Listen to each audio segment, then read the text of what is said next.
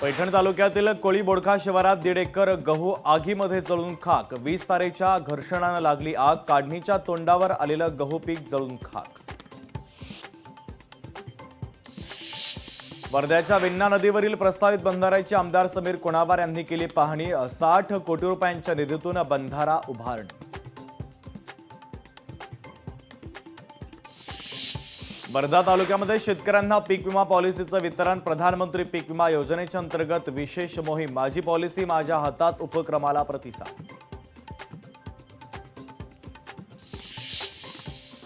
वर्ध्यामध्ये वर्धा ग्रंथोत्सवाचा उत्साहात शुभारंभ। बजाज सार्वजनिक वाचनालयामध्ये 2 दिवसीय ग्रंथोत्सवाचं आयोजन। ग्रंथदिंडी, कवी संमेलन आणि परिसंवादासह विविध कार्यक्रमांची रेलचेल।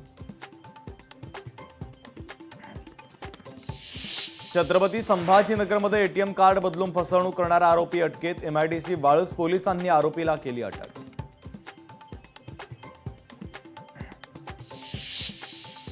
गोरेगाव मुलुंड जोडमार्ग महत्त्वाचा प्रकल्प हाती। पश्चिम आणि पूर्व उपनगरांना जोडण्यासाठी मुंबई पालिकेचा 12.20 किलोमीटर लांबीचा प्रकल्प।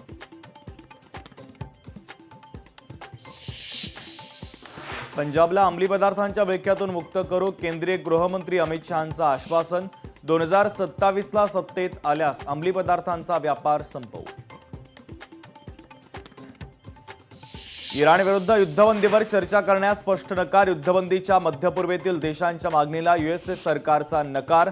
तर हल्ले थांबत नाही तोपर्यंत युद्धबंदी स्वीकारणार नाही, इराणची प्रतिक्रिया।